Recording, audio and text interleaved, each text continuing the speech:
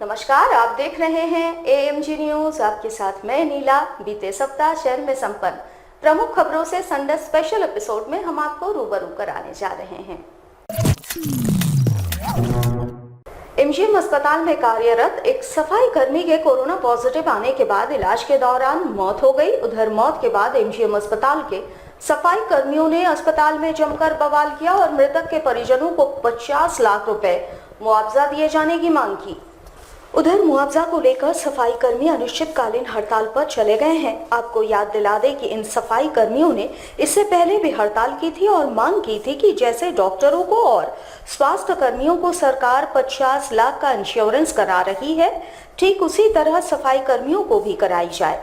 लेकिन ना प्रबंधन ने इस पर ध्यान दिया है और न ही स्थानीय मंत्री ने। वहीं सफाई कर्मी की मौत के बाद बवाल शुरू हो गया है। 50 लाख रुपया, तो ये सीधे तौर पर अस्पताल के ही कारण ये है कि कल हमारे एक कर्मचारी दीपक हांसदा की मृत्यु कोरोना संक्रमण के कारण हो गई और हम ये मांग करते हैं, ये इतने खतरनाक परिस्थिति में हम काम कर रहे हैं, हमको ना कोई सुरक्षा उपकरण उपलब्ध कराया जाता है हमारे सफाई कर्मचारियों को, ना ही किसी प्रकार का संरक्षण दिया जाता है। इसके बावजूद भी हम काम करते आ रहे हैं और उसी क्रम में कल हमारे एक कर्मचारी की मृत्यु हो गई।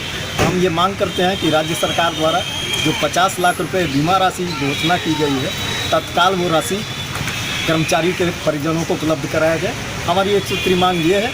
दूसरी मांग ये है कि हमारे लाख काम करने के बावजूद अपने जान को दांव पर लगाकर हम काम करते हैं। 1.5 साल पूर्व हम 230 की संख्या में काम करते थे। सिर्फ पुराने भवन में 230 थे हमारे सफाई कर्मचारियों की संख्या, सफाई कार्यकर्ता थे। ये एमजीएम अस्पताल में साल से हम सिर्फ 40 की संख्या में काम कर रहे हैं और नया भवन भी स्टार्ट कर दिया गया, तो इसके बावजूद इतने कम कर्मचारियों की संख्या में काम कराया जा रहा है। और तो और 22 तारीख को अस्पताल प्रबंधन द्वारा स्वास्थ्य सचिव को, उपायुक्त को, सबको पत्र लिखकर ये बताया गया है कि हमारे कर्मचारियों द्वारा काम नहीं किया जाता, तो कहाँ का न्याय है? सरायकेला पुलिस को नक्सलियों के खिलाफ बड़ी कामयाबी हाथ लगी है, जहां सरायकेला खरसवा पुलिस ने गिरफ्त में आए 5 लाख इनामी राशि के कुख्यात नक्सली कमांडर जितराय मुंडा एवं जोगेन पूर्ति के बयान के आधार पर बड़ी कार्रवाई करते हुए भारी मात्रा में खतरनाक हथियारों का जखीरा और शक्तिशाली विस्फोटक बरामद किया है।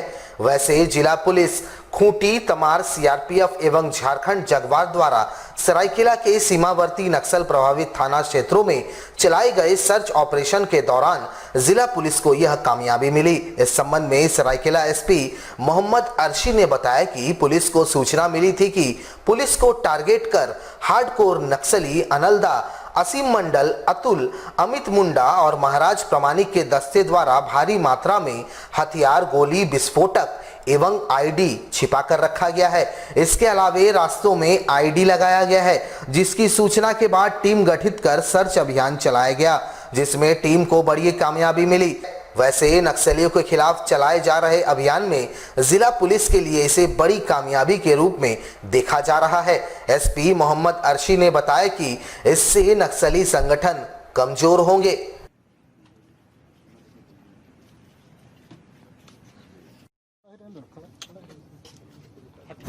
देखिए, पुलिस को गुप्त सूचना मिली थी कि नक्सली दस्ते से कुछ नक्सली जो आसपास के इलाकों में घूमते हैं, उनकी सूचना मिली थी, तो पुलिस ने नक्सलियों को पकड़ा। 2 नक्सली पकड़े गए थे और जो नक्सली यहाँ घूमते हैं आमतौर पे वो 3-4 डिस्ट्रिक्ट कवर करते हैं। सरायकेला, खरसवा के अलावा ये रांची का तमाड़ क्षेत्र, खासकर खूंटी का क्षेत्र, चाईबासा का क्षेत्र। तो उसी क्रम में खूंटी जिला में 2 नक्सली, इसमें 5 लाख का इनामी नक्सली भी था, जितराय मुंडा, वो भी गिरफ्तार हुआ है। तो जब उसे पूछताछ हुई तो उसने अपने स्वीकारोक्ति बयान में बताया कि कई जगहों पे उन्होंने हथियार का, गोले बारूद का डंप रखा हुआ है और कई जगह उन्होंने बम बिगाड़े हुए हैं। तो इस क्रम में पुलिस की टीम बनाई गई। हमारे यहाँ रायसिंदरी हिल में एक जगह डंप मिला, जिसमें से ये 4 हथियार बरामद हुए हैं, बड़े हथियार, एक छोटा हथियार बरामद हुआ है और लगभग 90 गोलियाँ बरामद हुई हैं।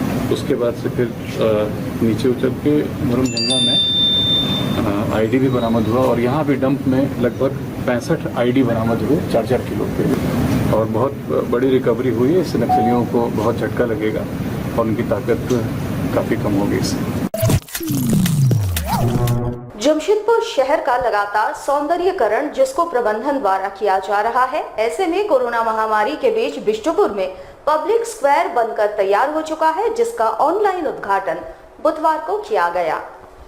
वैसे इस उद्घाटन कार्यक्रम का आयोजन विशाल रूप से किया जाना था, लेकिन कोरोना महामारी के कारण ऑनलाइन तरीके से जुस्को के एमडी तथा जिले के उपायुक्त के द्वारा संयुक्त रूप से उद्घाटन किया गया। इस स्थल पर पहले वाहनों की पार्किंग कराई जाती थी, लेकिन अब यहां पब्लिक स्क्वायर बन जाने से ये इलाका काफी खूबसूरत बन गया है। यहां बड़ों के लिए टहलने और बैठने की जगह है, साथ ही छोटे बच्चों के खेलने के लिए कई झूले भी लगाए गए हैं। वहीं कई सेल्फी पॉइंट्स भी बनाए गए हैं। यहाँ का दृश्य बहुत ही अद्भुत नजर आ रहा है और शहरवासी जब बिष्टुपुर बाजार पहुंचेंगे तो जरूर यहाँ कुछ समय बिताएंगे, ऐसा जिसको प्रबंधन का मानना है।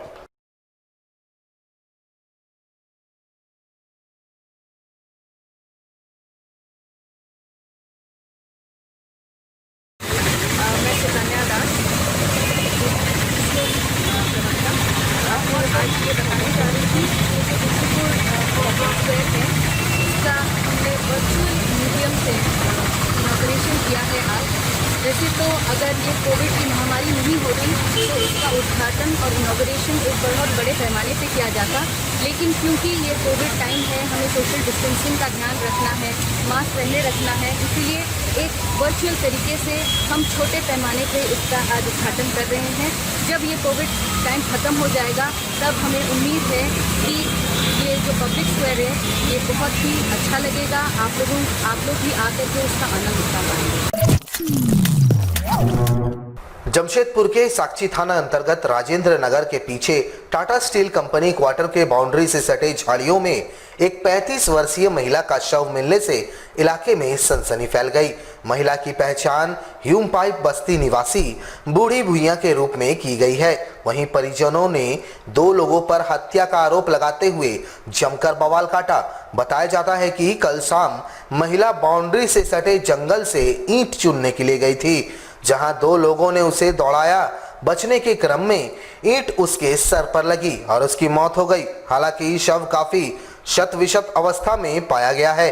आशंका जताई जा रही है कि महिला को घेर कर पत्थर से कूचकर उसकी हत्या की गई है। साथ ही अनहोनी की भी आशंका जताई जा रही है। फिलहाल घटना की सूचना मिलने के बाद साक्षी थाना पुलिस मौके पर पहुंची और जहां आक्रोशित लोगों को समझा बुझाकर शव को कब्जे में लेकर पोस्टमार्टम के लिए भेजवाया गया। वहीं पुलिस पूरे मामले की तफ्तीश में जुट गई है।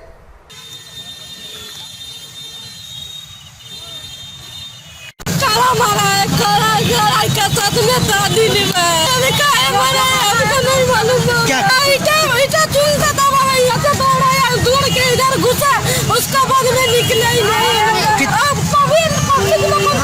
पुलिस आया था तो दौड़ के भाग गया लोग दोनों, और फिर उसका बाद हम लोग उनको दिखाई भी नहीं मिला। पत्थर से उसका हत्या कर दी जाने की सूचना मिली, जिसके हालत में हम लोग यहाँ आए हुए, जिसके पश्चात हम लोग इंदिरा नगर की है, ह्यूम पाइप इंदिरा नगर, बूढ़ी भुइयां नाम है। हत्या का कारण हमें उसके परिजन से बातचीत की जा रही है, जानकारी दी जा रही है। पत्थर से कुछ की हत्या लग रही है, पत्थर से कुछ उस बाबत देख रहे हैं, जाँच कर रहे हैं। कहाँ पर मिला है बॉडी उसका? ये आपका टाटा वर्क्स है यूनियन का जो बाउंड्री वाला है, उसके सटे हुए पीछे साइड में मिला है। हम लोग अगर कार्रवाई कर रहे हैं, छानबीन हो रहा है। जमशेदपुर में राज्य के स्वास्थ्य मंत्री एवं दिसोम गुरु शिबू सोरेन के जल्द स्वस्थ होने की कामना को लेकर कदमा मंडल कांग्रेस के द्वारा सोनारी कागल नगर स्थित साई मंदिर में पूजन एवं हवन किया गया। आपको बता दें कि विगत दिनों राज्य के स्वास्थ्य मंत्री बन्ना गुप्ता एवं राज्यसभा सांसद दिसोम गुरु शिबू सोरेन व उनकी धर्मपत्नी कोरोना पॉजिटिव पाए गए थे, जिसके बाद राज्य भर में उनके जल्द स्वास्थ्य लाभ को लेकर दवाओं के साथ दुआओं पर भी जोर दिया जा रहा है। शुक्रवार को सोनारी कागल नगर स्थित साई मंदिर में दोनों के स्वास्थ्य लाभ हेतु पूजा अर्चना की गई और भगवान से सभी के जल्द स्वस्थ होने की कामना की गई। इस दौरान कांग्रेस जनों ने कहा कि दोनों के स्वास्थ्य लाभ हेतु विशेष पूजा अर्चना एवं हवन किया गया और उम्मीद है कि दोनों जल्द स्वस्थ होकर फिर से राज्यवासियों की सेवा के कार्य में लग जाएंगे।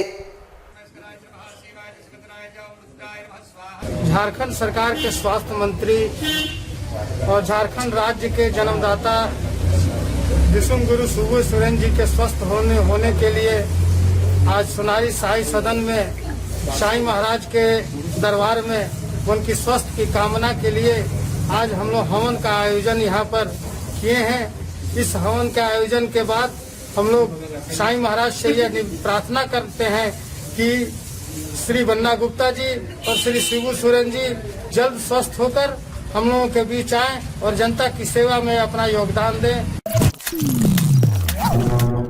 राज्य सरकार के द्वारा 1 सितंबर से राज्य के अंदर बस परिचालन को मंजूरी दे दी गई है। 1 सितंबर से राज्य भर में बस सेवा शुरू की जा रही है। इसके आलोक में जमशेदपुर बस ओनर एसोसिएशन ने एक बैठक की जिसमें कई मुद्दों पर चर्चा की गई। गौरतलब हो कि राज्य सरकार ने केवल राज्य के अंदर ही बस के परिचालन की अनुमति दी है, लेकिन राज्य के धनबाद, बोकारो, दुमका समेत कई ऐसे स्थान हैं जहां पहुंचने के लिए बंगाल के रास्ते को पार करना पड़ता है। इस बैठक में बस एसोसिएशन के द्वारा मुख्य रूप से इसी मुद्दे पर चर्चा की गई। बस मालिकों का कहना है कि राज्य सरकार बंगाल रूट होकर जाने वाले बसों के लिए कोई स्पष्ट दिशा निर्देश जारी नहीं किया है। साथ ही बसों पर लॉकडाउन का पूरा टैक्स समेत उसका फाइन भी लगाया गया है, जिससे बस मालिकों पर आर्थिक बोझ पड़ रहा है और इसे चुकाने में वे सक्षम नहीं हैं। इन्होंने राज्य सरकार से इन दोनों विषयों में स्पष्ट दिशा निर्देश जारी करने की मांग उठाई है। सरकार ने ये पहल किया है कि बसों के बारे में चर्चे पर आए हैं, इसके लिए धन्यवाद के पात्र है कि अभी राज्य स्तर में भी बस चलाने के लिए आदेश तो दिए। हम बस मालिक को इससे राहत मिल जाएगा ऐसी बात नहीं है। जैसे ये हम लोग जमशेदपुर वासी है, जमशेदपुर से बस को बोकारो हमारा राज्य के अंतर्गत में धनबाद, ये सब गोड्डा, दुमका, देवघर, वो कैसे जा पाएगा। और इसमें ये प्रॉब्लम है कि जैसे राज्य के भीतर में गाड़ी चलने की अनुमति दिए हैं, उसमें तो बिना बंगाल का परिचालन किए हम बोकारो नहीं जा सकते हैं, हम धनबाद नहीं जा सकते, हम गिरिडीह नहीं जा सकते हैं। हमको तो उसमें बंगाल प्रवेश करना ही पड़ेगा। भले सरकार गाइडलाइन बना के ये निर्देश दे दे कि बंगाल में हम ना रुके, बंगाल के आदमी को ना उठाए, वो अलग बात है। लेकिन बोकारो, धनबाद वगैरह यदि सब जिला नहीं जा पाते हैं हम लोग, तो फिर ये हम कैसे समझें कि राज्य में सब जिला जाने के लिए इजाजत हमको मिल गया। कि 6 महीना से जो हम लोग बसों का परिचालन बंद है, इस संदर्भ में हम लोग जो अपना आवाज उठाए कि हम लोग 6 महीना जो सरकार का इतना राजस्व है, हम लोग बोझ इतना ले कैसे पाएंगे। जैसा कि चल रहा है, पता 15 दिन से सरकार पहल किए हुए हैं, आजकल कुछ घोषणा होगा, आजकल कुछ घोषणा हुआ, आज तक तो ये घोषणा हुआ नहीं। अभी परीक्षा उरीक्षा की कोई ऐसा नीति में कुछ ऐसा बात आ गया है तो सरकार की घोषणा हो चुका है कि बसों को राज्य के भीतर में चालू करना है। लेकिन टैक्स की भी घोषणा साथ ही साथ 2 दिन समय है, वो भी घोषणा आ जाना चाहिए।